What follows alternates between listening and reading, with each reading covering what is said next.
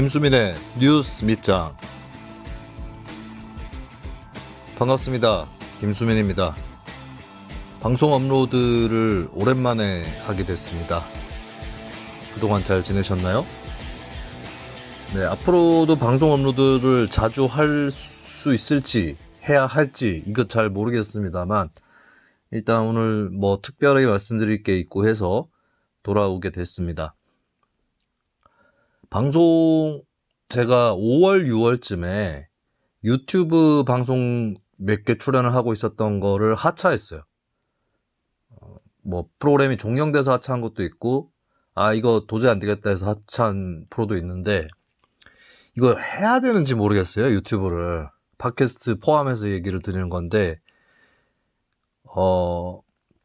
유튜브 재방송 들어오는 사람들 중에 유튜브에 애청하는 방송이 있다 싶은 분들은 좀 안 들어오셨으면 좋겠습니다. 지금 유튜브에 있는 방송들 거의 예외 없이 뭐 결론 다 정해놓고 하는 거 아니에요?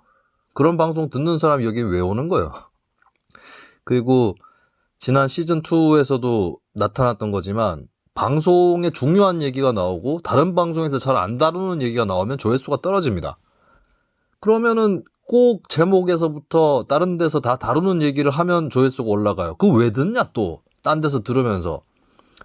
그리고 내 방송 들어가지고 뭐 할 건데, 들어봤자 귀에도 안 들어가는데 뭐하러 듣는데, 뭐 테스트하러 들어오나? 일단 제가 고지를 좀 드리고 싶은 게, 첫 번째는 인터넷 커뮤니티 있죠. 정치 커뮤니티. 거기 눈팅하고 이런 수준 넘어서서 그쪽 커뮤니티의 주류 분위기에 본인 생각이 있는 사람들, 글도 올리고 하는 사람들 포함해서 내 방송 듣지 마라 제발. 제가 그 방송을 유튜브로 이렇게 녹음해서 잘 안 하게 된 이유 중에 하나가, 글을 쓸 기회들이 있어서 글로 써요. 글을 쓰면 뭐하나, 안 읽는데. 실컷 다 쓰면 뭐하나. 그러니까 안 읽어도 돼요. 근데 헛소리 하지 말라고, 딴 데 가서. 내가 하지도 않은 말을 했다거나 안 한 말을 했다거나 한 말을 안 했다거나 헛소리 하지 말라고. 내 녹음하면 뭐하냐. 그러니까 동의하고 말고는 상관이 없습니다. 그리고 동의하는 사람은 모아가지고 방송하는 게 의미가 있지는 않죠. 근데 결론을 다 정해놓은 사람들이 뭐 얘기를 들어도 해석을 못하는데, 아니 듣는 대로만 해, 듣는 대로만 받아 적으라고. 해석하고 싶으면 하지도 않은 얘기들을 하고 자빠졌어요. 인터넷 커뮤니티도 그런 게 상당히 강하더만. 어떤 커뮤니티는 내가 무슨 발언을 했는데 퍼가가지고 지 맘대로 써놔, 글을, 워딩을. 그리고 어떤 커뮤니티는 꼭 글자 몇 개를 고쳐가지고 전혀 다르게 만들어놔요. 지금 여기서 자유로운 데가 없습니다. 제정신들이 아니에요. 너희들은 듣지 마 제발 내 방송을. 너희들을 고칠 수는 없습니다. 내가 무슨 수로 고치나. 그러니까 뭔 얘기를 해도 지들 회로 하고 지들 틀에서 가공이 되니까 딴 얘기가 돼버리는 거예요. 이 동의 여부가 중요한 게 아니에요. 무슨 얘기인지는 알아 먹어야 될 거 아니에요. 뭐 방송으로 듣는 거는 글을 읽는 것보다 이해가 쉽다고 생각하는 사람들이 많은 것 같은데, 글보다 방송 듣는 게 이해가 더 어렵습니다. 왜냐하면 글은 한눈에 보이는 게 있잖아요. 문장이 어떤 특정 한 문장만 딱 읽을 수가 없잖아. 응? 위아래에 있는 문장들이 있는데. 그리고 점검하기도 쉬워요. 사실 이거는 방송을 듣는 입장이든 글을 읽는 입장이든 간에 누구한테 반박을 하려고 한다면 그 반박 대상이 있는지부터 확인해야 될 거 아니야. 허수아비 때리기 하지 말고. 그 상대가 무슨 말을 했는지 무슨 글을 썼는지도 이게 독해가 안 되는 상황이면 반박이 어떻게 가능합니까? 그럼 자, 글로 써놨다 그러면 글을 한 번 더 읽어보면 나오잖아요. 그런 뜻이 아니었네. 내가 뭐라고 트집 잡으려고 했는데 그 뜻이 아니었네. 자, 방송 같은 경우는 방송도 하려면 그렇게 해야 됩니다. 띡 듣고 바로 댓글 쓰지 말라고 좀. 쓰려면 다시 들어보라고. 그 앞뒤로 다 들어보라고, 멍청아. 그게 안 되는 사람들이 무슨 정치 논의를 하고 있어. 자, 해도 되는데 여기서는 하지 마세요. 나하고 인연 맺지 말자고. 오지 마, 제발. 동의 여부가 중요한 게 아니라 무슨 뜻인지 알아먹지도 못하는 사람이 무슨 논의를 한다 그래요. 오지 마, 여기. 오지 마세요, 제발. 내가, 뭐, 듣는 사람이 10명이라도 할 수는 있어요. 근데, 듣는 사람이 1000명, 10,000명이 돼도, 이 지경이면은, 하는 보람이 없다고. 그래서 내가, 이거 유료 방송으로 할까까지 생각했어요. 허튼 말로 욕할 거면 돈이라도 내라고. 그래서 제가 어지간하면 어디든 간에 유튜브를 안 하려고 하는데 몇 가지 조건이 있습니다. 내가 마음대로 떠들 수 있든지 아니면 내가 마음대로 떠들진 못하더라도 방송 자체의 중립성이 담보가 돼 있든지, 예, 그 조건이 안 지켜지면은 방송하지 않는다. 제가 하차했던 유튜브들도 보면 소재나 주제 선정에서부터 균형이 안 맞기 때문에 결국에 그 균형 못 맞춰가지고 이렇게 계속하면 나는 못한다 해서 하차한 방송들이거든요. 그런 문제가 다시 안 나타나게 하든지. 근데 어떤 언론사에서 저한테 유튜브 제안이 왔었어요. 뭐 아직 진행은 안 되고 있습니다만 제가 하겠다고 했던 거는 두 가지였는데, 일단은 내용이라든지 이런 것들이 중립적이었어요. 내 맘대로 다 못하겠지만 적어도 중립적이어서 불필요한 오해나 이런 거 안 살 수 있는 특징도 있는 거고, 두 번째는 그게 유료 채널이었어요. 이 유료니까 그러면 욕을 하더라도 돈 내고 욕해라 이거지. 그래서 뉴스미짱 같은 경우는 이걸로 돈을 벌 생각은 없습니다. 그래서 1원, 1원을 채워놓을까 생각도 했었어요. 팟빵에. 근데 이게 플랫폼이 유튜브에 유료 채우는 거 내가 모릅니다. 모르고 팟빵에 할 수 있으면 하는 건데 1원이면 이거 돈 버는 거 아닙니다. 이것도 1원이라도 채워놓으면 돈 또 골랐냐고 할 인간들이 분명히 나올 텐데, 자, 1원을 하면 10,000명이 들어도 10,000원밖에 안 돼요. 10만 명이 들어도 10만 원밖에 안 됩니다. 근데 10만 명 듣겠냐고. 뉴스미짱 역대 최대 조회수가 에피소드당 따져보면 10만 회 한 번 나온 적 있어요. 그래서 뭐 돈 벌려고 하는 건 기대를 안 하니까 1원만 채워놓을까 하다가, 사실 뭐 뉴스민의 후원을 하신 분들도 있고 이런데 여기 또 굳이 뭐 결제를 또 시키는 것도 그렇고 해서 또 귀찮아요. 이런 식 하는 것도. 그래서 일단은 그냥 올립니다만 듣지 말라고. 그 펄잼의 Not For You라는 노래가 있습니다. This is not for you. 이거 널 위한 거 아니라고. 그러니까 인터넷 커뮤니티 하시는 분들, 그리고 정당의 강성 지지층인 분들은 이 방송 듣지 마십시오. 네, 당신들한테 뭐 이게 뭐 아무 의미도 없기 때문에 괜히 하는 방송에 들어와가지고 희한한 말로 물 흐리지 말라고. 그리고 두 번째는 방송 태도에 대해서 지적하는 분들도 나가십시오. 다시는 들어오지 마십시오. 들어오기만 해봐 진짜. 어? 그리고 어떤 방송에서는 욕 안 하던데 여기서는 왜 하시나요? 내 마음이다. 그럼 나 욕하지 말까 그러면? 어? 이러니까 좋게 좋게 얘기를 해주면 안 되는 거야. 좋게 좋게 얘기를 해주면 그게 기본인 줄 알아. 어? 그거 어디서 기어오르고 있어 진짜. 길거리에서 말싸움 붙으면 도망갈 놈이 뭘 어디서 기어오르고 있어. 어? 자, 좋게 좋게 해줄 때 좋게 좋게 해주는 걸로 알고 계세요. 늘 그렇다고 생각하지 말고. 듣기 싫으면 듣지 말라고. 자, 이거 어떤 사람은 약간 방송 태도라든지 이런 건 마음에 안 드는데 내용이 마음에 들어서 듣는다. 그럼 감수를 하시든지.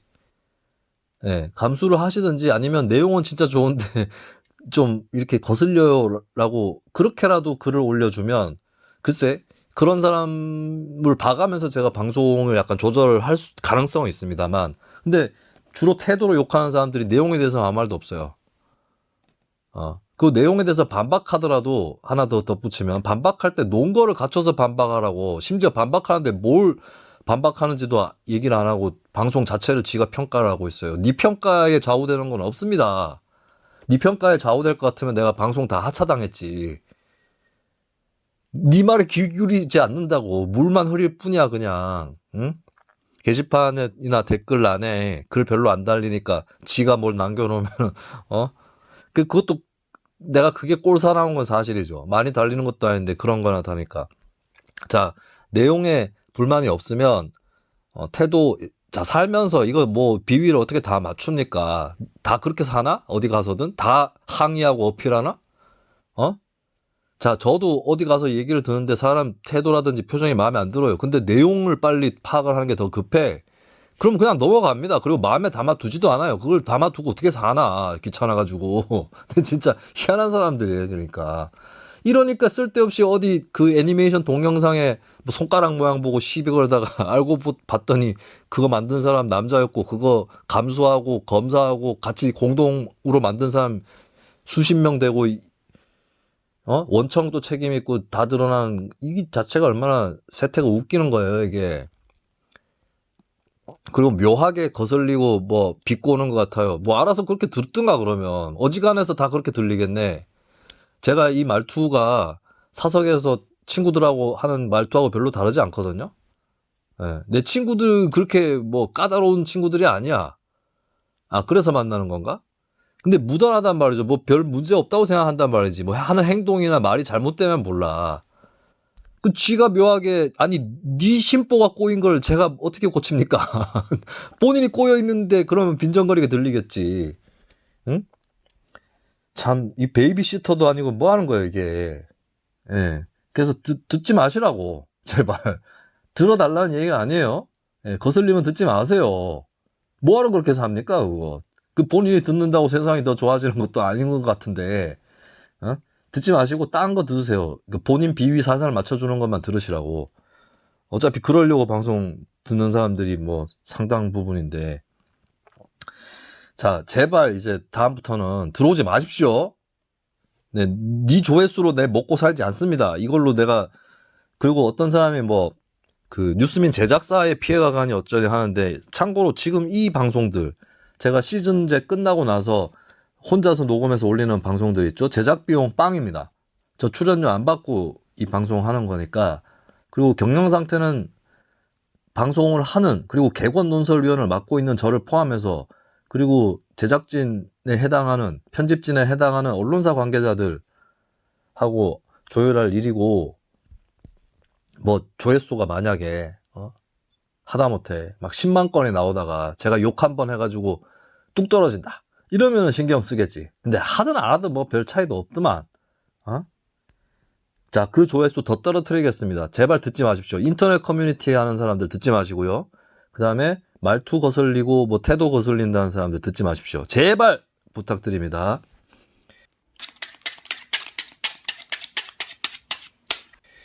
자, 오늘 녹음을 하게 된 거는 제가 사실 이 뉴스빗장 계속 해야 될지도 모르겠고, 그거는 계속 하고 싶어요.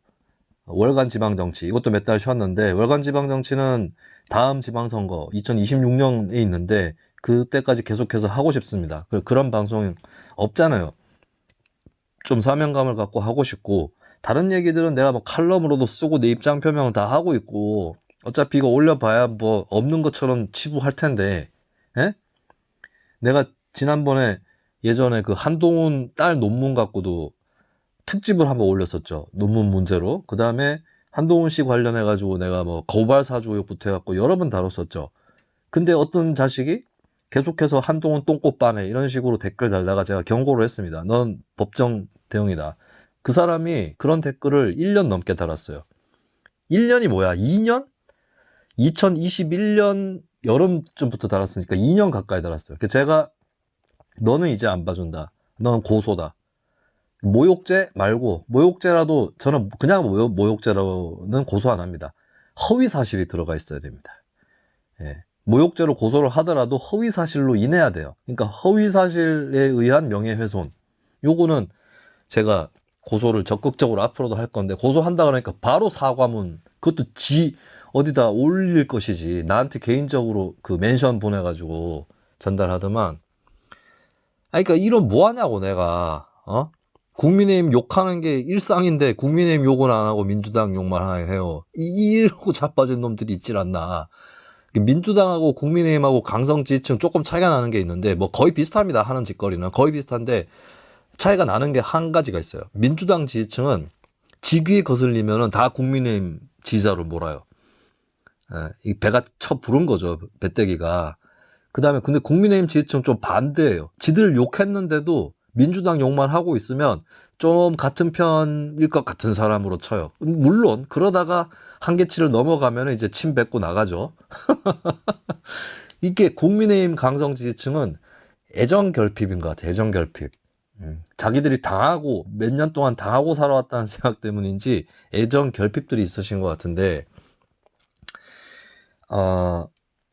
진짜 둘 다 방송 이거 듣지 말라고. 우리나라 국민들 중에 강성 지지층이 몇 프로 되겠어요. 뭐 최대로 잡아봤자 뭐 글쎄 3분의 1 되려나? 뭐 그런 건데 내가 왜 그 3분의 1하고 같이 놀아야 되냐. 조회수 필요 없으니까요. 나가 계시기 바라겠습니다. 말 해줘봤자 못 알아먹는 인간들이. 대신에 근데 제가 게시판에 글을 가끔씩 보는데 최근에 방송을 안 하니까 가끔씩 보는 거예요. 할 때는 맨날 보지. 뭐 질문이 들어와요. 질문이 들어오면 제가 그 한 사람이 질문이라 할지라도 가치가 있는 주제라고 생각이 들면 방송을 해보겠습니다. 그래서 오늘 방송 또 하는 거예요. 자, 그 주제가 바로 제목에 적혀 있겠습니다만 선거제도 문제입니다. 선거제도 어려워요. 뭐 어렵습니까? 선거제도가 왜 어려운 줄 아십니까? 왜 어렵게 느껴지느냐? 정치판에 관심이 없기 때문입니다. 플레이어의 관점에 매몰되어 있기 때문이에요. 그러니까 맨날 따지는 게 누구한테 유리하고 불리하고 그런 게 어딨어? 모든 선거제도는 표를 많이 얻는 쪽이 유리하고 표를 덜 얻는 쪽이 불리합니다. 어떤 선거제도도 마찬가지예요. 그리고 선거제도로 무슨 시뮬레이션 한다고 하는 거 주의하십시오. 뭐냐면 표가 나와야 뭐 선거 결과가 나올 거 아니에요. 어디 공정에다가 재료를 넣어야지 제품이 나올 거 아니에요. 제품 그 공정에 재료도 안 넣었는데 재료가 얼마나 있는지도 모르는데 뭐가 나오는지 어떻게 그걸 판별합니까? 그나마 지나간 선거를 가지고 이게 어떤 제도가 도입이 되면 달라질 수 있다. 이렇게 시뮬레이션 하기는 하는데 그것도 한계가 있습니다. 왜냐하면 제도가 달라지면 행위자들의 행동도 달라지고 그 계산이 바로바로 안 됩니다. 예를 들어서 우리나라 소선거구로 지역구 선거를 하는데 이거를 3인 선거구로 만든다라고 했을 때 그럼 의석이 얼마 나오느냐? 모르죠. 안 치러본 선거니까. 근데 치러본 선거도 마찬가지예요. 3인 선거구로 어떻게 편성하느냐에 따라 다르지. 그 투표자들의 행동이 달라진다고 3인 선거구가 되면. 그런 것들 다 고려해서 넣냐고. 그러니까 겨우 그냥 되게 편의적으로 보여주는 거예요. 시뮬레이션은. 그리고 어떤 선거 제도가 어떤 당한테 유리한데 그 당이 나중에는 그 제도 때문에 불리해질 수도 있는 거예요. 유불리가 뒤바뀔 수도 있다고. 근데 뭐 계속 맨날 뭐 어느 당으로 해야 의석을 많이 얻고 이거나 쳐보고 있으니까 이해가 되겠습니까? 자, 그래서 이거는 자 우리가 피자 배달 받으면 딱 보이잖아요, 판이. 뭐 토핑이 어떻게 돼 있고 피자 두께는 얼마고 이런 게 보이지 않습니까? 그렇게 봐야 되는 거예요. 근데 자꾸 피자를 뭐 파인애플의 관점에서 보려고 그러고 치즈의 관점에서 보려고 그러고 이러니까 판이 들어오나 눈에. 그러니까 이해가 안 가는 겁니다. 자, 선거제도는 제가 예전에 2시간짜리 에피소드를 뉴스미장에 올린 적도 있어요. 전 세계의 선거제도를 분류하고 어떤 성격을 갖고 있는지를 말씀을 드렸던 건데 크게 두 가지예요. 잠깐만 원론적인 걸 잠깐만 얘기를 드리면 내가 던지는 이 한 표가 전체 의회 구성에 영향을 끼치게 할 것인지 아니면 지역구 의석 하나만 영향을 끼치게 할 것인지에 따라서 극단적으로 두 개의 제도가 있는 것 뿐입니다. 대표적으로 전면적 비례대표를 하는 나라들이 전자죠. 내가 던지는 표가 의회 구성을 바꾸는 표. 예, 이게 전면적 비례대표고 진짜 의원 중에 한 명만 딱 찍어가지고 그 사람을 그 의원이 누가 되게 할 거냐를 결정하는 게 전면적 소선거구 단순 다수제 이죠. 전자의 사례가 전자에도 여러 부류가 있겠습니다만 전자의 사례가 네덜란드, 스웨덴 그리고 이스라엘도 있고 독일도 있어요. 근데 이 네 나라가 다 다릅니다. 또 나눠보면. 근데 이 네 나라는 정당 지지율만큼 의석수를 갖고 간다는 거는 공통점이거든요. 그러니까 의회 구성을 좌우하는 표가 전면적 비례대표제고 의원 한 명을 좌우하는 표가 미국, 영국 등이 채택하고 있는 소선거구 제도입니다. 소선거구 단순다수제라고 제가 말씀드렸는데, 소선거구라도 프랑스처럼 결선투표, 절대다수제가 있는 경우, 뭐 호주도 마찬가지겠습니다만, 이런 경우도 이제 투표를 2번 할 뿐이지 의원 1명을 결정하는 거는 똑같은 거죠. 자, 이런 차이가 있는 것이고, 자, 우리나라는 일단 그 후자 쪽이 강해요. 원래 선거제도가. 도입할 때 전면적 소선거구 단순다수제였고, 중간에 2인 선거구가 유신 정권 50 때 도입이 됐는데 2인 선거구제는 선진국에 2인 선거구제를 하는 나라는 없습니다. 그러니까 선거구를 짜다가 2인이 되는 경우는 있어도 2인 선거구로 편성하지는 않는다고. 이거는 영국의 초창기 민주주의 때 나왔던 후진 선거제도예요.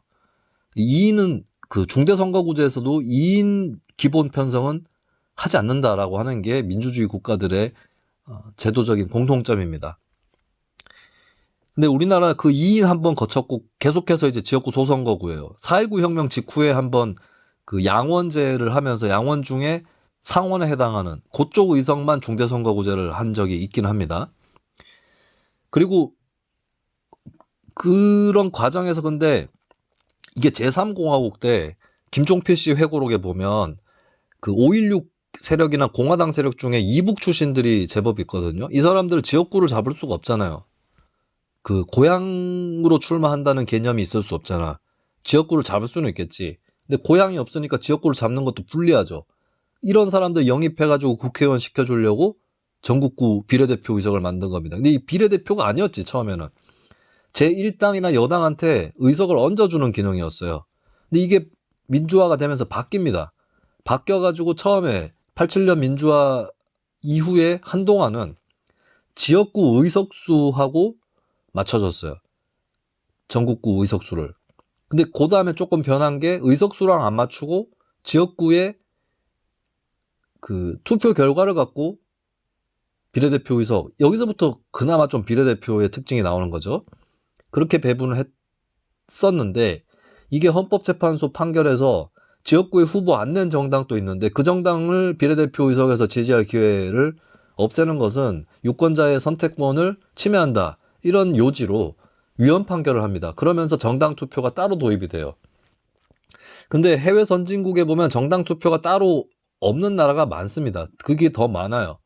유럽 다수와 남미 다수가 그럴 텐데 어떻게 하느냐. 스웨덴, 네덜란드 대표적이죠. 한 투표용지에 지지 정당과 지지 후보를 같이 기표합니다. 그러니까 정당 투표용지 따로 없는 거고, 자, 여기서 시작되는 게 정당 투표용지가 따로 있는 나라의 경우에 위성정당의 가능성이 생겨나는 건데, 지금 선거제도에서 문제가 되고 있는 게 위성정당 문제입니다.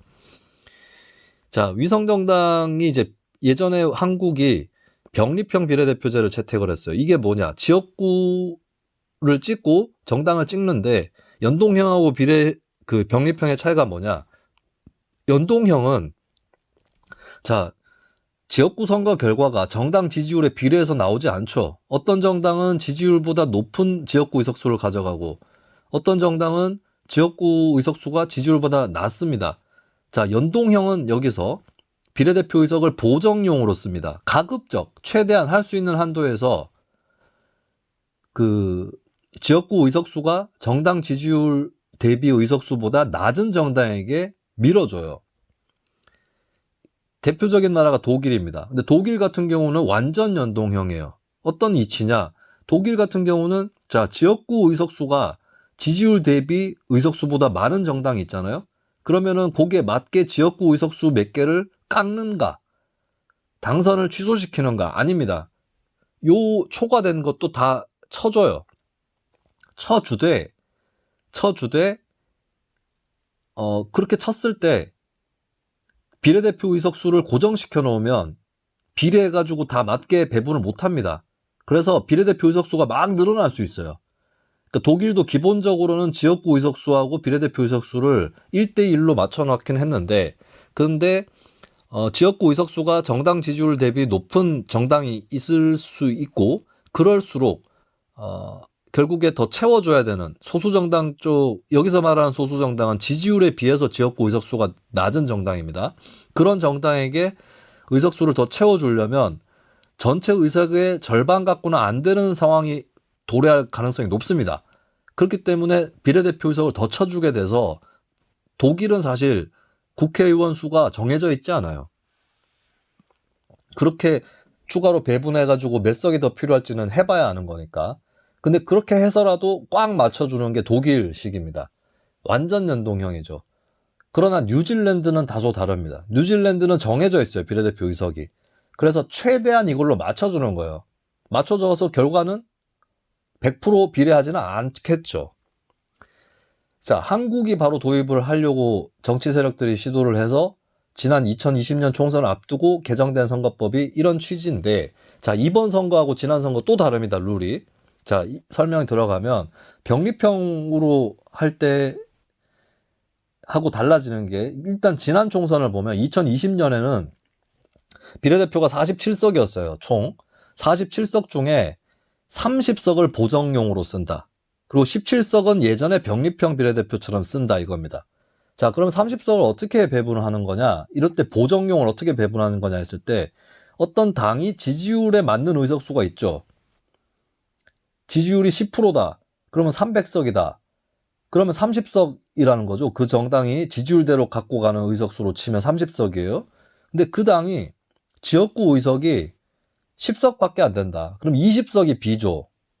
20석이라는 거를 체크를 해두는 거예요. 이런 식으로 각 당의 의석수를 다 체크를 해두는 겁니다. 그래서 어떤 당은 20석이 비고 어떤 당은 40석이 비어요. 두 당이 나왔어. 일단 해당 사항이 있는 당이. 근데 총 의석은 47석이야. 그러면은 47석을 양쪽에 맞게 비례해서 나누는 거죠. 20석, 40석을 다 주는 게 아니라. 근데 지난 총선의 경우는 30석이에요. 그렇게 비례할 수 있는, 비례해서 보정해 줄 수 있는 의석의 최대 한도가. 그럼 30석을, 자, 한쪽은 20석이 더 필요해, 한쪽은 40석이 더 필요해, 이렇게 계산이 나왔잖아요. 그러면 몇 대 몇입니까? 약분하면 1대 2죠. 그럼 30석이면 10석, 20석 이렇게 가져가는 거예요. 그래서 이게 100% 완전 연동형은 아니죠, 당연히. 그런데 47석 중에 30석은 이렇게 보정용으로 쓴다는 취지에서 준연동형이라고 부른 겁니다. 자, 그런데 이번 총선에서 뭐가 바뀌느냐?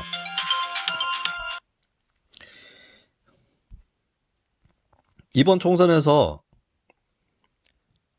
뭐가 바뀌느냐 했을 때, 지난번에는 30석 한도에서 보정용 의석 배분이 이루어졌다면 이번에는 47석 전석을 가지고 배분이 이루어집니다. 이러면서 위성정당 사태가 더 가능성이 크게 다가오는 거예요. 왜냐? 지난번 총선 같은 경우는 국민의힘이나 민주당 같은 정당이 위성정당을 내지 않아도 비례대표 의석을 갖고 갈 수 있었어요. 자, 위성정당을 왜 내게 되느냐, 이것부터 설명을 해야 되는데, 말씀드렸죠. 지역구 의석이 비례대표 의석, 지역구 의석이 정당 대비, 정당 지지율 대비 의석수보다 높은 정당은 비례대표를, 보정용 의석을 못 가져가는 거죠. 이미 초과 달성했기 때문에. 그죠? 그러면 지난번 총선 때 47석 중 30석 이 보정용 의석을 못 갖고 가는 거예요. 다만 그때는 17석이 따로 배분돼 있었기 때문에 17석에서 가져갈 수는 있습니다. 국민의힘이나 민주당이 대략 비례대표에서 한 40% 나온 적 꽤 있잖아요. 그러면 17 곱하기 0.4 하면 6.8, 7석 정도, 조금 운 좋으면 8석까지 가져갈 수 있었어요. 지난번에도. 지난번에 두 당 다 지지율이 한 35% 내외에서 나왔는데 7석 정도는 가져갔었어요. 위성정당 안 내고 더불어민주당, 미래통합당 이렇게만 냈었어도 7석 정도는 서로 갖고 가는 거였습니다. 근데 거기서 더 얻으려고 위성정당을 가져간 거죠.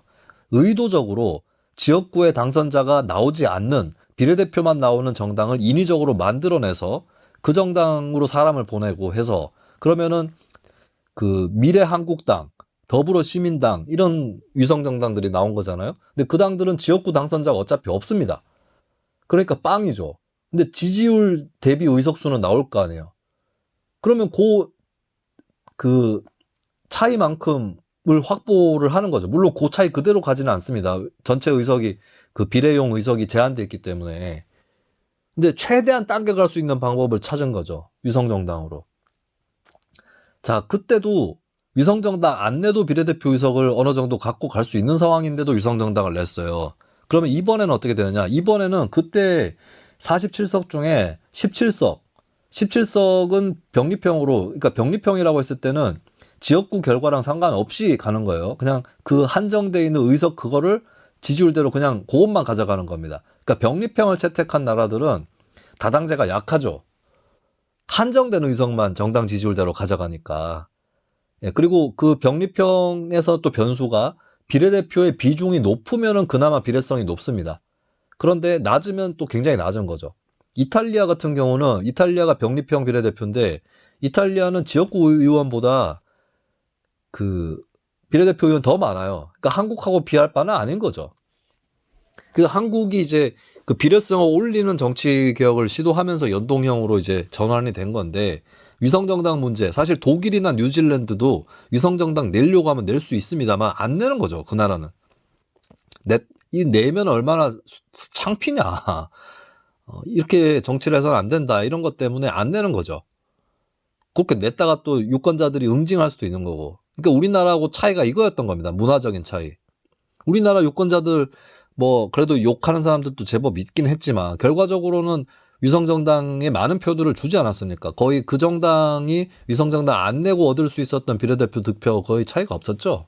보통 국민의힘 민주당 같은 당들이 낮으면 한 33%, 많으면 40% 이상씩 이렇게 비례대표 표를 가져갔었거든요. 거기에 비춰보면 지난 선거 때도 거의 그 당을 찍으려고 했던 비례대표에서 찍으려고 했던 사람들 표가 대부분이 절대 대부분이 위성정당 쪽으로 갔던 겁니다. 근데 독일이나 뉴질랜드는 그런 플레이가 안 되는 나라의 어떤 셈입니다. 그래서 그런 일이 벌어지지 않았던 것 뿐이죠. 그래서 위성정당이 그렇게 해서 어쨌든 시작을 했는데 이번 선거에서는 47석 전석을 보정용으로 쓰는 거예요. 그러면 국민의힘이나 민주당이나 가져갈 수 있는 비례의석이 없을 수도 있습니다. 예를 들어서 국민의힘이 뭐 정당 지지율이 40%가 나왔다. 그러면 300석 중에 40%면 120석이죠. 근데 우리나라는 지역구 의석이 253석이에요. 그 중에 반 가까이 가져가면 120 몇 석입니다. 그러니까 지역구에서 얻는 의석만으로 초과되는 거죠. 그러면 보정용 의석인 47석에서 배분받을 수 있는 건 없는 겁니다. 그러니까 안 된다. 비례해서 의석 더 갖고 가야 된다. 이번엔 더더욱 그렇다. 이렇게 해서 위성정당을 낼 가능성이 높아진 겁니다. 자, 근데 그럼 이와 같은 사태는 방지라든지 완화가 안 되는 거냐 했을 때 위성정당 방지법이 있는데 이 법에도 여러 가지 종류가 있어요. 근데 핵심은 이겁니다. 이탄희 의원이 발의한 것은 위성정당하고 모정당이 통합하는 거를 막는 뭐 그런 건데 아이 그 통합만 안 하고 한패거리처럼 놀면 되지 뭐. 그거 중요한 게 아니고 가장 중요한 건 이거예요. 지역구에 후보를 낸 정당은 자동으로 비례대표 명부에 올리는 겁니다. 그러면 위성정당을 내봤자 별로 소용이 없는 거죠. 왜냐하면 이번에도 예를 들어서 국민의힘이 뭐 시민의 힘이라는 위성정당을 내고 더불어민주당도 뭐 더불어주민당 뭐 이렇게 해서 낸다 칩시다. 위성정당을. 근데 투표용지에 더불어민주당하고 국민의힘이 그대로 올라가 있어. 그러면은 위성정당 쪽으로 물론 그래도 셉니다. 위성정당 쪽으로 표 세고 지지자들끼리 야 그 본당에 투표하는 것보다 위성정당에 투표하는 게 이득이야 이런 거 세 나가긴 합니다만 그래도 방지가 됩니다. 어느 정도. 예, 세는 게 많이 막힐 수가 있어요. 근데 그 법안이 지금 안 되고 있는 거고 민주당이 맨날 한다 그래놓고는 안 했어요. 그리고 여기에 더해서 시민사회가 또 제안을 하는 게 비례대표 의석을 내려는 정당은 지역구에서도 의석을 내도록 한다. 그러니까 이거는 사실 지역구 후보를 내는 정당이 비례대표의 후보를 자동 등록해 하더라도 위성정당 같은 건 있을 수 있다고 제가 방금 말씀을 드린 셈이잖아요.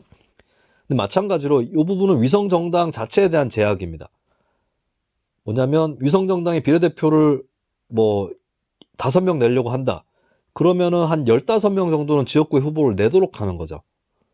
요거까지도 이제 시민단체가 같이 제안을 했는데 요거까지는 같이 좀 될 필요가 있습니다만 근데 지금 우려가 나오는 건 또 민주당이 국민의힘 탓을 할 수 있는 게 이렇게 사실 국민의힘이 반대를 해도 민주당이 하겠다고 결심을 하면 다른 야당들하고 같이 안건을 통과시킬 수 있습니다. 근데 국민의힘 그 통과되더라도 윤석열 대통령이 거부권 행사하면 안 되는 거죠. 그러니까 이제 문제가 발생하는 겁니다. 국민의힘에서는 지금 그 선거법 안 바꾸면 우리는 위성정당 내겠다. 이게 지난번에도 국민의힘이 먼저 선빵을 때렸고 이번에도 선빵 때리는 거고, 민주당은 난감한 거예요. 왜냐하면 민주당도 위성정당 낼 가능성이 높죠. 국민의힘이 내면. 국민의힘이 안 내더라도 국민의힘이 제발 좀 내달라고 빌 수도 있습니다. 근데 본인들이 선언해 놓은 게 있어요. 위성정당 방지해야 된다고. 자, 그러면 사실 민주당한테 남은 답은 위성정당 방지법이 대통령 거부권 행사라든지 이런 데 막혀서 현실이 안 된다고 친다면 민주당한테 남은 답은 사실 그거예요. 아예 그냥 안 내는 겁니다. 아예 안 내는 거예요. 자, 이럴 경우는 국민의힘이 쓱싹 해가는 의석이 늘어나지만 대신에 국민의힘도 아니고 민주당도 아닌 지역구 의석이 정당 지지율보다 작은 정당들이 챙겨가는 몫을 더 침해하지는 않습니다. 지난 총선 때도 민주당하고 국민의힘 서로 핑계 댔지만 사실 두 당 중에 한 당만 위성정당 안 냈어도 그 보정용 의석이 원래 필요로 했던, 그 의석을 필요로 했던 정당들은 조금 더 챙겨갈 수 있었어요. 그러니까 두 당이 같이 내면 두 당만의 제로섬 싸움이 아니라 두 당이 부풀리는 부당 이득 때문에 다른 당들이 피해를 본다고요. 그럼 그걸 감안했을 때 국민의힘의 나쁜 짓에 민주당은 가담 안 하는 게 답인데, 또 그렇게나 하기 싫겠지. 근데 마침 국민의힘에서 제안해 놓은 게 병립형 비례대표로 돌아가자 이겁니다. 병립형 비례대표로 돌아가면 위성정당 안 생긴다. 그래가지고 민주당도 지금 그 카드를 만지는 것이고, 이재명 대표가 아예 병립형 쪽으로 기울어진 입장을 내놨는데 또 이유가 있어요. 병립형으로 가면 지역구 의석이 지지율보다 높은 정당도 비례대표는 비례대표대로 그냥 가져가는 거잖아요. 그러니까 비례대표를 챙겨주기도 쉬운 거예요. 47석이다. 자, 지난 총선 2020년 총선 같은 경우 아까 제가 말씀드렸지만 47석 중에 17석만 그 정당 그 지역구 결과와 상관없이 배분한다고 했을 때 40%를 얻은 정당은 7석 정도 가져간다고 말씀드렸잖아요. 근데 이번에 병립형으로 회귀하면 47석이 됩니다. 거기에 0.4 곱하면 얼마입니까? 4.7에서 4 곱하면 얼마야? 9.4. 9.4에서 또 2 곱하면 18.8? 그러니까 한 19석 가져가는 거예요. 그러니까 자기네들이 땡겨가는 의석이 많은 거지. 국민의힘이나 민주당이나 둘 다. 물론 40% 나올지는 모릅니다만. 근데 적어도 열 몇 석을 가져갈 수 있다고 예상할 수 있는 거죠. 기대를 할 수 있는 거지. 그러니까 병립형으로 돌아가겠다고 하는 거예요. 자, 이게 후한무치한 게, 자, 민주당은 병립형에서 연동형으로 바뀌어가는 게 정치개혁이라는 거 인정하고 지들이 했던 거 아닙니까? 그리고 이재명 대표가 지난 대선 때도 공약했잖아요. 다당제 정치개혁. 공약 파기죠. 그냥 파기가 아닙니다. 약속을 못 지키는 수준이 아니라 거꾸로 가는 거예요. 뭘 말이 많아. 자, 지난 대선 때도 그랬어요. 하려고 하면 니네가 먼저 위성정당 방지법 내놔라고. 자, 그때 국민의힘이 반대했었어도 의석수 때문에 민주당만 위성정당 방지법을 추진했었으면 대통령이, 그때 문재인 대통령이잖아요. 거부권 행사 안 하면 통과되는 겁니다. 그때 왜 안 했냐고. 잘 봐봐. 지금 대통령 바뀌기 전일 때는 대통령 거부권 행사가 안 되기 때문에 180석을 넘기면 돼요. 민주당 혼자 안 넘겨도 다른 당의 협조나 연대를 해가지고 180석 넘겨서 60% 의석 이상을 갖추면 신속 처리 안건 지정을 해서 본회의로 회부가 되게 하든지, 아니면 또 최근 몇 년 사이에 본회의 직회부 조항이 생겼죠. 법사위에서 시간 삐대고 있으면은 그걸 의결했던 위원회에서 5분의 3 이상이 찬성을 하게 되면 본회의로 직방으로 갈 수 있도록 해놨습니다. 그것 때문에 노란봉투법하고도 다 얼마 전에 본회의에 올라갔던 거 아니에요. 법사위 통과 안 하고도. 자, 근데 보라고. 민주당이 대통령 바뀌기 직전에 부랴부랴 밀어붙여갖고 대통령 거부권 행사 없이 그냥 통과시킬 수 있게 한 법이 검수완박법이죠. 자, 근데 방송3법, 노란봉투법, 위성정당 방지법, 이거 왜 안 했냐고. 그때는 민주당이 어디에 신경 쓰는 정당인가 눈에 뻔히 보이는 거지 이게. 예? 이번에 방송 3법하고 노란봉투법 대통령 거부권 행사해가지고 사실상 물거품이 됐는데 민주당이 본인들이 대통령 권력 잡고 있을 때 했으면 되는 거였다고요. 안 했잖아 그때는. 민주당 책임이 상당히 큰 거죠. 어? 검수완박을 왜 그때 밀어붙이고 방송 3법, 노란봉투법, 위성정당 방지법은 왜 안 했냐고. 자, 근데 방송 3법, 노란봉투법하고 또 다른 게 그건 일단 민주당이 정권을 잃고 난 다음에 시도는 했어요. 근데 위성정당 방지법은 아예 그냥 반대로 하겠다. 이게 민주당 이재명 지도부입니다. 자, 그리고 지난 5월에 국회가 사상 최초로 공론화위원회를 설치해서 공론조사를 실시했습니다. 선거 제도를 갖고 500명의 시민 패널을 모았고 이 사람들 그냥 아무렇게나 모은 거 아닙니다. 여론조사 방법 그대로 한 거예요. 여론조사에 보면 성별, 지역별, 연령대별 이렇게 해가지고 샘플을 추출을 해가지고 여론을 구성을 하잖아요. 이런 표본을. 그렇게 했듯이 500명 시민 패널도 그렇게 구성한 겁니다.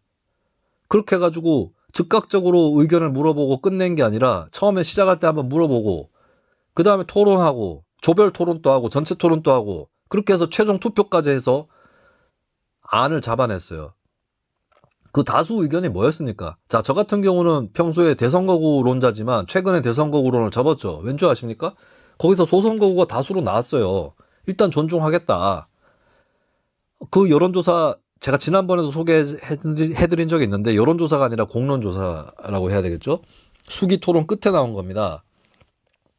선거구 획정 문제는 소선거구로 하든지 아니면 도농복합 중대선거구는 찬성이 좀 높은 걸로 나왔어요. 도농복합은. 두 가지 중에 하나인 거죠, 그러면. 자, 그럼 나머지 또 어떻게 나왔느냐? 비례대표 의석 비중 확대해야 된다가 다수였습니다. 처음에는 그 의견이 다수 의견이 아니었어요. 근데 토론 끝에 그 의견이 다수가 됐습니다. 왜냐? 자, 소선거구로 갈 경우는 지지율하고 의석수하고 비례성이 너무 낮아져요. 그걸 보완해 주는 것은 필요하다. 비례성, 그리고 정치 다양성, 이거는 해야 된다라는 의견이 많았기 때문입니다. 평소에도 우리가 여론조사해 보면 다당제 지지 여론이 양당제 지지 여론보다 훨씬 높게 나타나요. 시민 패널들도 마찬가지였던 겁니다. 근데 시민 패널들은 소선거구를 대선거구로 바꿔서 비례성을 올리는 방법보다는 소선거구는 그대로 가되 비례대표 의석을 통해서 비례성을 확대하자는 쪽으로 가게 됐고 그 결과로 이게 토론의 자연스러운 결과예요. 앞뒤를 맞춘 겁니다. 자, 여론조사 보면 다당제 지지 여론은 상당히 높은데 비례대표 의석수만큼의 지지율만큼의 의석을 확보하게 만드는 두 가지 큰 제도가 있죠. 비례대표제 확대하고 중대선거구제는 둘 다 찬성이 낮아요. 이게 앞뒤가 안 맞는 거잖아요. 그럼 시민들도 선택을 해야 됩니다. 다당제를 지지하면서 비례대표제나 중대선거구제 확대 둘 중에 하나는 동의를 하든지 아니면 다당제 지지하는 신념을 철회하든지. 근데 토론 끝에 시민들은 다당제 신념은 유지를 하고 비례대표나 중대선거구제 둘 중에 비례대표제 확대 쪽으로 선택을 한 거죠. 둘 다 선택할 수도 있겠습니다만 적어도 비례대표제 확대는 선택을 한 거예요. 대신에 시민들은 인물도 찍을 수 있게 해달라라고 하는 이 의견에도 다수 의견이 나왔고, 자, 그리고 연동형 문제도 그때 조사를 했는데 시민들은 준연동형, 그러니까 47석 중에서 30석을 보정용 의석으로 쓰도록 2020년 총선 때 했었잖아요. 그런 정도의 수준을 유지하든지 아니면 더 강화해라라는 쪽, 이 두 의견을 합치면 절대 다수가 나왔습니다. 근데 여론조사 또 불러줘야 되나? 이제 안 불러줘도 되겠죠? 자, 이게 시민들 여론이었고 그 다음에 비례대표 의석 산출을 할 때 지역별로 하지 말고 전국적으로 해라라고 하는 게 다수 의견이었어요. 왜냐하면 지역별로 비례대표 의석을 쪼개면 비례성 더 낮아지겠죠. 자, 예를 들어서 지지율 5% 나오는 정당이 있어요. 47석이다. 47석을 일단 그냥 뭐 병립형이라고 치더라도 47석을 5%만큼 나누면 얼마가 됩니까? 2.85? 예, 그럼 5% 정당은 47석 비례대표 체제에서 그것만 지지율에 맞게 나눈다 치더라도 지역구 의석하고 상관없이 3석이 나와요. 근데 47석을 쪼갠다. 쪼개다 보면은 어떻게 됩니까? 한 10석이 안 되는 지역도 나온다고. 근데 10석이 안 되는 지역이면 예를 들어서 어떤 지역이 7석이다. 비례대표가. 그럼 7석에 5% 하면 얼마입니까? 0.35? 그러면은 이 당은 의석이 하나도 안 나올 수도 있어요. 이런 식으로 지역별로 쪼개버리면 지역별로 쪼개가지고 비례를 산출한 그 결과의 합을 따져봤을 때 전국적으로 했을 때보다 비례대표를 의석을 더 작게 가져갈 수밖에 없습니다. 잘해봐야 거의 같게 가져가거나. 근데 지금 민주당하고 국민의힘에서 나오는 얘기는 그냥 병립형도 아니고 권역별로 또 쪼갠대. 이거는 5월에 있었던 시민 패널 공론조사 결과를 정면으로 위반하는 겁니다. 정면으로 거스르는 거예요. 역행하는 겁니다. 조금 안 듣는 수준이 아니라 전면적으로 무시해버린 거예요. 시민 패널 조사를. 이런 식으로 정치를 해도 됩니까? 자, 병립형 비례대표제로 가면서도 이 시민 패널 공론화 조사 결과를 수용하는 방법이 한 가지 있습니다. 이거를 제가 오늘 마지막으로 제안을 하겠습니다. 자, 이거는 좀 존중해 줄 수 있는 게 국민의힘이나 민주당이나 우리도 비례대표 의석 좀 가져보자. 47석 비례대표 의석이 모든 의석이 다 보정용 의석이 돼서 지역구 의석수가 지지율보다 낮은 정당에게만 그 배분이 되는 거는 우리한테는 비례대표 의석이 하나도 없다는 건데 이거 너무하지 않느냐. 자, 저는 여기까지 존중합니다. 여기까지 존중을 하고, 자, 그러면은 이런 방안도 있어요. 47석 중에 지난번처럼 17석을 병립형으로 두는 겁니다. 대신에 위성정당 방지법 만들고. 근데 요것도 싫다. 그냥 진짜 병립형으로 돌아가야겠다. 자, 제가 마지막 절충안을 제시합니다. 아까 제가 이탈리아 얘기했죠. 이탈리아 병립형이지만 한국이나 일본보다 한국, 일본, 이탈리아가 대표적인 병립형 국가예요. 마침 다들 정체되어 있는 나라들이네. 어쨌든 이탈리아의 병립형 제도가 일본이나 한국보다는 비례성이 높습니다. 왜? 아까 말씀드렸지만 비례대표 의석 비중이 큽니다. 이탈리아 반이 넘어요. 자, 병립형 제도로 돌아가면서도 비례성을 강화하는 방법 제시합니다. 지역구 의석수를 대폭 줄이는 것입니다. 자, 줄이는데 확 줄여야 돼요. 왜냐? 소선거구는 지역구 의석을 재조정하기가 상당히 어렵습니다. 인구 비례 다 맞춰야 돼요. 헌법재판소 판결에 따라서 지역구당 인구가 1대2 편차 안으로 들어가야 됩니다. 근데 이게 행정구역에 토대를 두고 지역구를 획정하는데 이게 맞기가 어려워요. 지금 또 겨우 맞춰놓은 거예요. 이번에 또 맞춰야 됩니다. 자, 이거 예를 들어서 지금 253석이거든요. 지역구가. 이걸 200석으로 줄인다? 이거 굉장히 고난도 작업입니다. 이거 어떻게 뗐다 붙였다 하나? 그 뗐다 붙였다 할 때 예를 들어서 행정구역이 막 넘나들고 이러면 안 됩니다. 여기도 이제 그 제한이 있는 거거든요. 행정구역 내에서 쪼개든지 아니면 붙이든지 뭐 이렇게 가야 되는 거거든요. 자, 그러면 어떻게 하는 게 제일 편하다? 반으로 줄이는 겁니다. 반으로. 딱 반으로 줄이는 거예요. 딱 반으로 줄이기도 어렵겠다. 253의 반은 226.5니까. 근데 아마 세 선거구가 한 선거구가 되는 경우도 있을 거고, 가불병 막 이렇게 되어 있는 데도 있잖아요. 아니면 세 선거구가 두 선거구가 되는 경우도 있을 겁니다. 대략적으로 저는 이제 거의 반으로 줄이는 쪽으로 가야 된다. 그래야지 이게 맞추기도 더 쉬워요. 뭐 253석을 200석으로 줄인다, 150석으로 줄인다. 이거 고난도입니다. 오히려 딱 반으로 줄인다, 반에 가깝게 줄인다고 하는 게 획정해도 더 쉽습니다. 자, 그렇게 본다면 이것저것 하다 보면은 이제 대략적으로 한 125석 정도로 나올 거라 봐요. 어쨌든 간에 이렇게 줄인다는 건데, 자, 여기서 두 가지의 난점이 생깁니다. 근데 제가 다 답을 갖고 있습니다. 한 가지는 뭐냐면, 야, 비례대표 의석 늘어나는 거 싫어하는 국민도 많은데 이렇게 늘려도 되냐? 그리고 비례대표, 여기서 중요한 건 비례대표를 왜 싫어하느냐? 인데 국민들이 비례성을 싫어하는 게 아니에요. 몇 번 제가 강조를 했습니다. 비례성을 싫어하는 게 아닙니다. 국민들 대다수는 다당제를 지지를 하고, 그리고 상당수가 얻은 지지율만큼 의석수 가져가는 게 공정하다고 생각해요. 근데 비례대표를 왜 싫어하냐면 내가 찍지 않은 사람이 당선된다. 이것 때문에 싫어하는 거예요. 그렇기 때문에 아까 전에 그 시민 패널들도 비례대표제는 확대하되 개방형 명부, 인물까지도 지지할 수 있는 명부를 도입해달라고 다수 의견이 요구를 했던 겁니다. 자, 이거 첫 번째가 있고요. 두 번째는 야, 그럼 지역구가 절반으로 줄어들면 출마하려던 사람들은 뭐가 되냐? 정치인들이 이 안을 찬성해 줄 수 있겠느냐? 이 두 가지. 두 번째, 이게 두 번째. 이 두 가지를 해소할 수 있는 방법을 제가 제안을 합니다. 뭐냐면 지역구 의석수를 줄인 만큼을 비례대표로 넣는데 대신에 요만큼은 광역 비례대표로 가는 겁니다. 광역 개방형 비례대표로 가는 겁니다. 예를 들면 자, 대구를 예로 들게요. 대구가 지금 12명 국회의원 지역구에서 뽑습니다. 소선거구제에서. 자, 12개 선거구를 6개로 줄여요. 자, 그러면 나머지 6석을 따로 대구 비례대표로 묶는 겁니다.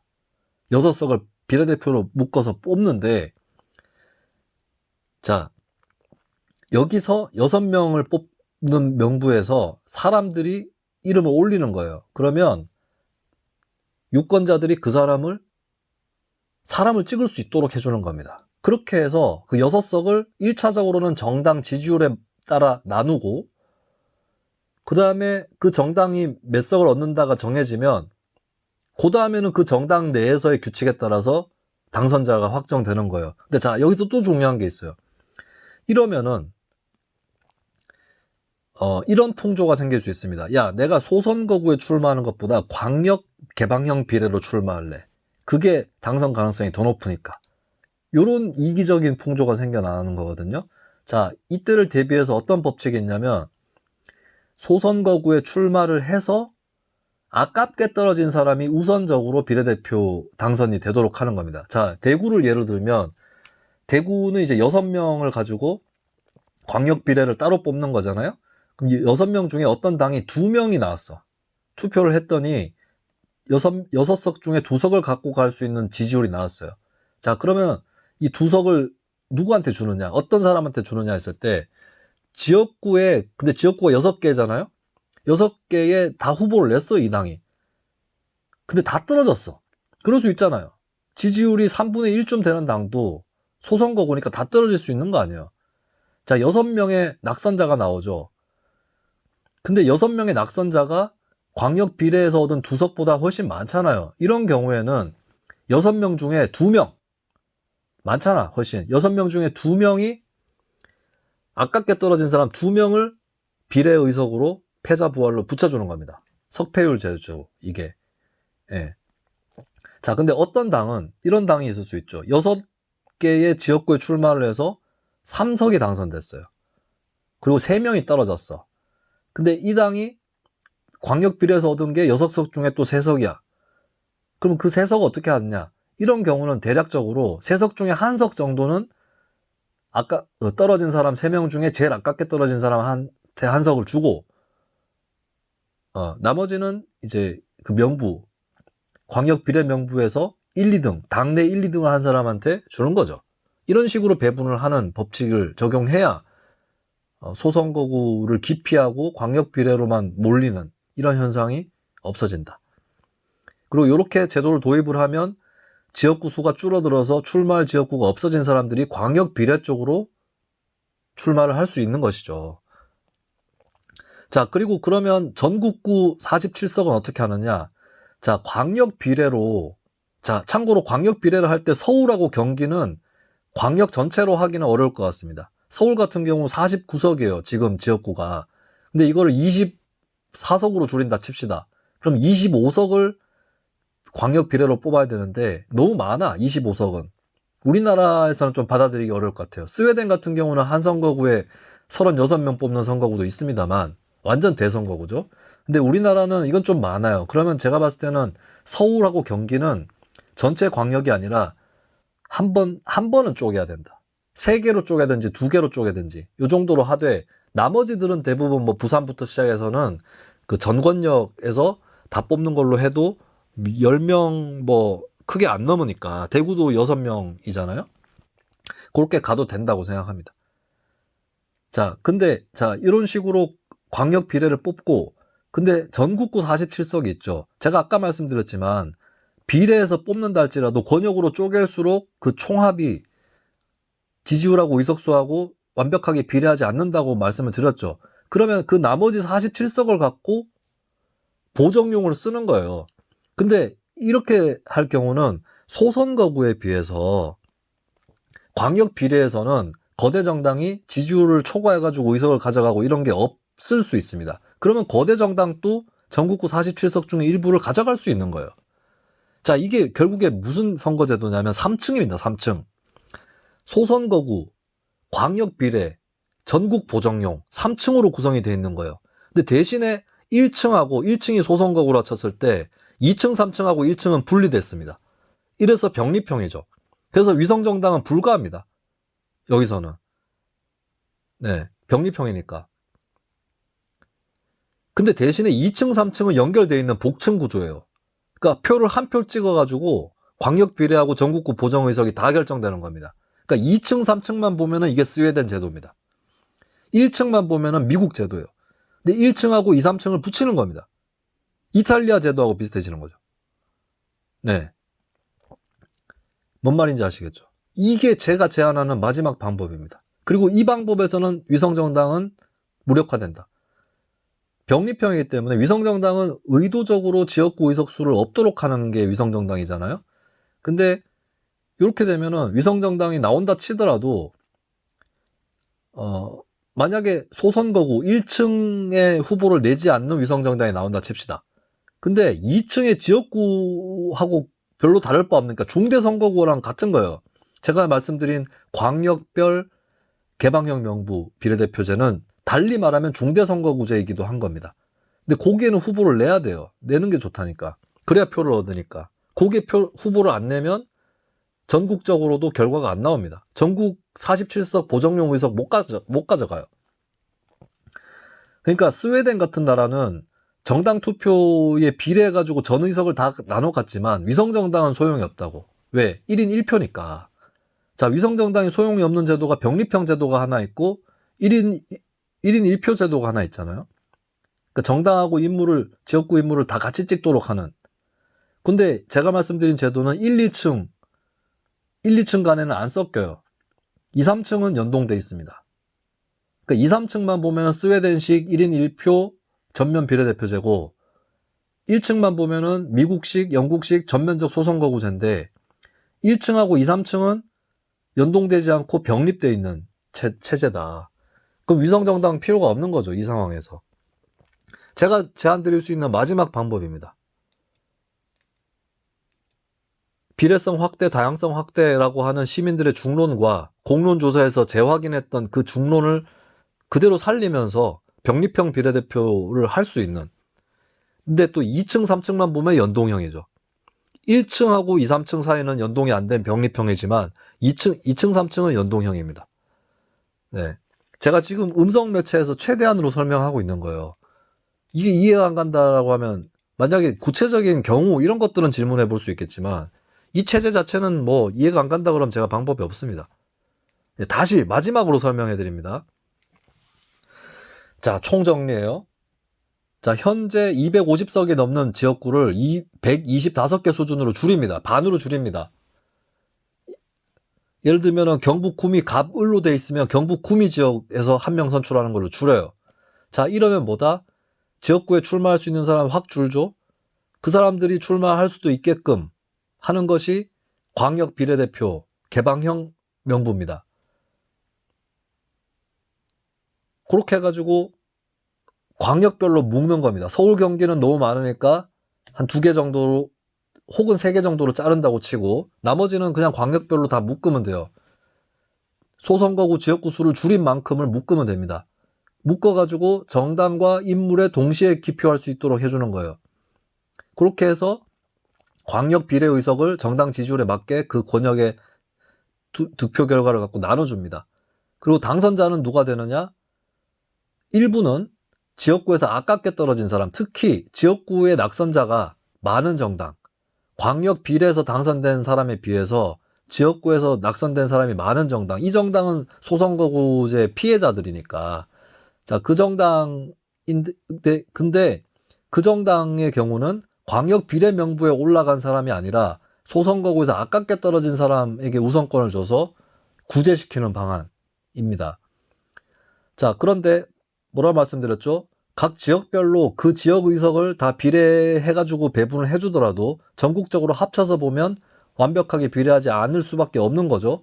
거기에 보정용 의석으로 전국구 47석을 다 쓰는 겁니다. 아시겠죠? 그래서 이게 크게 보면 병립형 비례대표제예요. 크게 보면. 다만 이게 이탈리아보다도 비례대표 의석수는 더 많습니다. 그런데 비례대표 의석수 더 많은데 사람을 찍을 수 있도록 혹은 지역구에서 떨어진 사람을 구제할 수 있도록 해놨다라는 측면에서 폐쇄형 비례명부의 단점을 해소한 방안이고, 그 다음에 많은 의석, 제법 많은 의석, 뭐 175석 정도의 의석을 요것만큼은 다 연동이 돼서 전국구 의석까지도 다 연동이 돼서 175석은 완벽하게 정당별로 나눠주는 이 제도입니다. 예. 요렇게 해주면 거대 정당들도 지역구가 아니라 이제 지역구는 소선거구니까 1층이고 2층에서 광역 비례 의석을 챙겨갈 수가 있고 3층에서도 전국구 보정 의석 중에 또 일부를 챙겨갈 수 있어요. 거대 정당들도. 그래서 거대 정당들도 이걸 마다할 이유가 없다라고 하는 거를 제가 강조를 하겠습니다. 자, 이해가 됐는지 모르겠네요. 이래도 이해 안 됐다 그러면 어쩔 수가 없는데, 예. 댓글을 남겨주시면 제가 다시 설명을 해드리겠습니다. 이게 이해가 안 되시는 분은 되감아서 들으세요. 되감아서. 네, 제가 어떻게 의석수를 산출하는지는 다 설명을 했습니다. 그리고 다시 말씀드리지만 어느 당이 유리하고 불리한지 자꾸 여기에 깊이 함몰되면 더 이해 안 간다고 말씀드렸어요.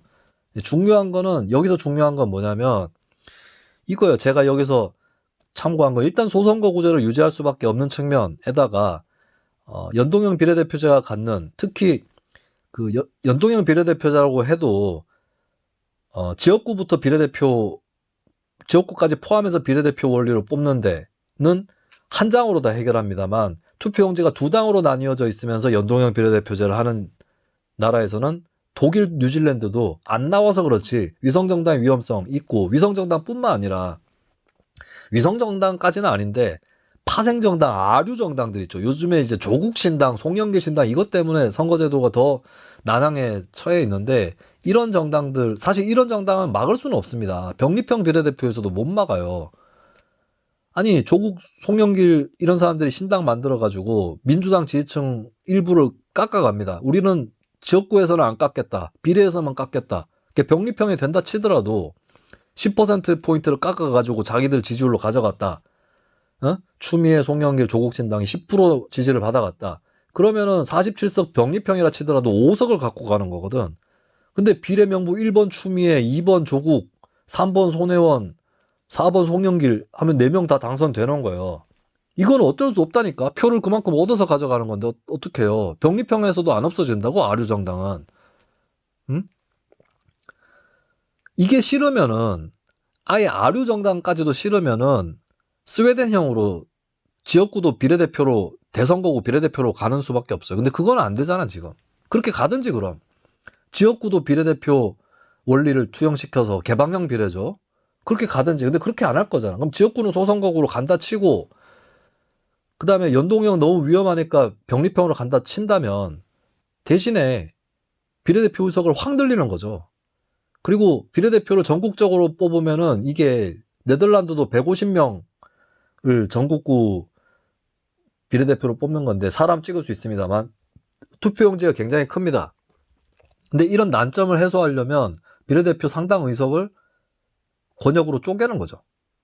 그러니까 어떻게 보면 지역구에서 줄어든 의석만큼을 광역별로 묶는 셈이기도 하고 대폭 확대된 비례대표 의석을 상당 부분을 광역별로 쪼개는 거죠. 이거는 권역별 비례대표의 성격도 있는 거죠. 그죠? 중대선거구의 성격도 있고 이게 다 달성되는 거 아닙니까? 대신에 적어도 175석은 정당의 비례 다 맞춰서 해줘야 되는데 175석 중에 47석을 뺀 광역 비례대표 의석만 놓고 봤을 때 뭐가 안 맞을 수 있죠. 아까 계속 설명해 드렸죠. 권역별로 쪼갤수록 비례성이 떨어질 수 있다고. 그러면 그걸 보정해주는 의석으로 47석을 남겨놓는 겁니다. 네. 크게 보면 병립형이지만 비례대표가 대폭 늘어나 있고 비례대표 상당 부분을 지역에서 선출하기는 하지만 전국구 의석을 또 한편 남겨놔가지고 또 이걸 보정해 줄 수 있는 이 제도입니다. 네, 저는 이게 연동형이냐 병립형이냐 전국구냐 권역별이냐 소선거구냐 중대선거구냐를 놓고 계속 선거제도 논쟁이 있는데 이 여러 가지 요소들을 다 같이 갖고 있는 방안이다. 여기서 합의를 보자. 말씀을 드립니다. 안 들어주면 안 들어주는 놈이 나쁜 놈이라고 봅니다. 네. 나는 몇 개를 양보했어. 내 개인적으로는. 중대선거구제도 소선거구제 없애는 것도 양보를 했고 연동형도 양보를 한 거예요. 네. 이렇게 내가 방안을 짜내고 그리고 제가 선거제도에 일가견 있는 분들한테 의견을 여쭈었는데 이거는 정말 합리적인 방안이다. 한국의 전통적인 선거제도하고 앞으로 가야 될 선거제도 간에 그나마 접점을 찾아내서 만들어낸 안이다. 이런 평가들을 하시더라고요. 자, 이렇게 일단 제가 제안하는 것까지 다 마무리를 하겠습니다. 긴 시간 동안 들어주셔서 고맙습니다. 여러 가지 얘기들 또 해보려고 했는데 시간들이 많이 지나버렸네요. 네, 앞으로도 뭐 제가 방송을 얼마나 자주 할 수 있을지는 장담을 못하겠지만 뭐 게시판에서 그리고 나한테 저의 의견이 궁금하신 분들은 글 좀 찾아보십시오. 포탈 사이트에 검색하면 나옵니다. 김수민 평론가 검색하면 제가 쓴 글 나오거든요. 뭐 SNS는 안 봐도 돼요. 네, 근데 이거 포탈에서 검색할 수 있는 거기 때문에 물어보시기 전에 항상 포탈 검색을 하시고 제가 선거제도로 오늘 얘기를 드린 거는 제가 선거제도 칼럼을 최근에 별로 안 썼어요. 다른 이슈들도 많고 선거제도 얘기하는 것도 지쳐 이제 난 별로 기대가 없습니다. 네, 그렇지만 질문이 들어왔기 때문에 특별하게 또 제가 정리를 해야 되겠고 해가지고 이렇게 녹음을 했습니다. 다음에도 또 이런 기회 이런 자리 만들어 보도록 하겠습니다. 아수라 발발타